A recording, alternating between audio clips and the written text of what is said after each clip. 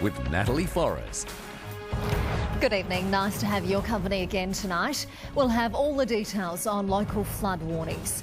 Good news for Bathurst, the river peaked this afternoon at just below 4 metres. That was much lower than first thought. But first, Forbes is bracing for the worst floods in 60 years. The Weather Bureau is predicting water levels we haven't seen since 1952. So far, more than 260 people have been asked to evacuate. By tomorrow, they'll be forced to go. The Lake Forbes Bridge underwater and the Iron Bridge on its way down. It's going to be a nervous 48 hours for locals as the Lachlan continues to rise. Pretty crazy, I've never seen it this high before. Yeah, like say risen 4.4 of a metre in how long is it since 9 o'clock?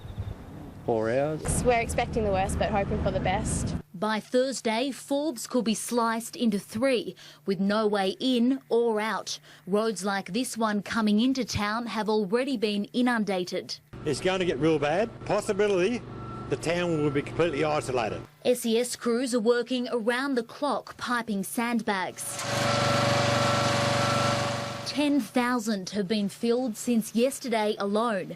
This chopper is making a delivery to 4 farms already cut off. The biggest problem we had, but due to the rain, we cannot get into the properties by road. More than 230 locals are being urged to evacuate. That number will rise significantly by the end of the week. That about 1,000 people within our township will be affected. Lifelong locals like Ted Clifford have seen it all before. He's moved everything to higher ground and is ready to go now. We have everything lifted and ready just to walk out. The Crones have lived through 2 major floods before. And there's the 74 there. This time round, it's expected to peak even higher. But after 48 years here, it's a risk John and Anne are willing to take. No, not too worried, no. OK. I don't think we'll move. It's just after 2 o'clock and the river is at 9.6 metres and steadily rising. By Thursday, it's expected to peak at 10.65 metres. That's higher than the 1990 floods. This afternoon, emergency crews rushed to their second rescue in 24 hours. Well, don't drive through it. All you are is risking our lives to go and save people. A message that clearly can't be repeated enough. In Forbes, Alex Bernhardt, Prime 7 News. Wyangla Dam is 100.3% full, despite the release of 30,000 megalitres this weekend. State Water is closely monitoring the dam to make sure it lets out the right amount of water at exactly the right time. It's a noise not many locals remember and a sight some have never seen. Never. Not like this. I've never actually even seen it come over the gates. Justin lives in Cowra. Like many locals, he comes to the dam for wakeboarding and Christmas holidays. It's good to see a bit of water back around here from the drought from the last few years. These gates were last opened in 2000, but in just a few days, Wyangla Dam has increased a massive 30% to 103% capacity. Releases today are about 65,000 megalitres per day, but when we look at peak inflows during this episode of about 150,000 megalitres, the dam has taken the peak off the flood's intensity. The Wyangla area has received 5 times the average March rainfall in just 5 days. State Water is closely monitoring the weather and the river flows. When the dam releases the water, it takes 17 hours to get to Cowra. It's into a flood surcharge situation over there. We're currently withholding back about 37,000 megalitres to make sure that we don't aggravate the flood situation downstream. It's been more than a decade since these spill gates were opened. Watching this, it's hard to believe that just 15 months ago, Wyangla Dam was pretty much empty. It truly is an amazing sight and a balancing act. In Wyangla, Helen Frost, Prime 7 News. The SES says the worst of it is behind Bathurst. The second flood peak hit this afternoon, but it wasn't as bad as expected at only 3.6 metres. It looked grim Saturday morning. 48 hours of rising waters put lives at risk, closed highways and sent kids home from school. But after one of the soggiest weekends on record, the SES got a pleasant surprise today. With this beautiful hot sunny weather today here in Bathurst and Canowindra, that means that the water can actually get away and things can start drying out. 5.7 metres, 5 a.m. Saturday. That's when the water stopped rising.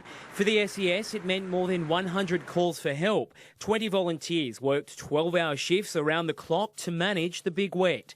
But only 16 mils fell last night, so this morning it was back to their day job. It's been a big one, yes, and everybody's risen to the occasion and worked really hard. Is the worst behind us soon? Hopefully. We're expecting a little bit more rain. We don't know what will happen, but I don't think it's going to be anything like we've had. I've got all the crews still on standby. On standby because crews were still on the watch for a second flood peak. Last week, the Bureau tipped it to exceed Saturday. That second peak arrived this afternoon, but it was much lower than what the SES had anticipated, less than 4 metres. And the good news, at least for motorists, is it means the Great Western Highway stays open. This training video was shot in Bathurst yesterday. Look how quickly the dummy gets sucked under. A dress rehearsal for the SES, but also a reminder. I don't know how many times we have to ask, don't try to enter floodwater. We've seen a death, we don't want to see any more. Nathan Stitt, Prime 7 News. The big wet has finally come to Dubbo, with more than 2 months' worth of rain falling in the last week. The storm cell has caused localised flooding and some motorists were stranded, but luckily nobody was hurt. Mother Nature dumps on Dubbo, and this is the result come Saturday morning. At Manor, the rain turned creeks into rivers and surrounded homes. The waters rose so quickly, some people were forced to abandon their cars. There were reports of several cars stranded in rising floodwaters out in the Rawsonville area, and crews responded out there. Fortunately, no one was injured. In less than 24 hours, Manor got 125 millimetres of rain, according to one farmer. The heavy rainfall kept the SES busy at Narromine as well. We had 2 flood rescues that were conducted over the weekend for vehicles that had gone into floodwaters through causeways and required rescuing. At the Manor Road underpass, the floodwaters rose to at least a metre and cut Delroy Road in 2. Despite the warning signs, some drivers still tried to drive through this submerged road.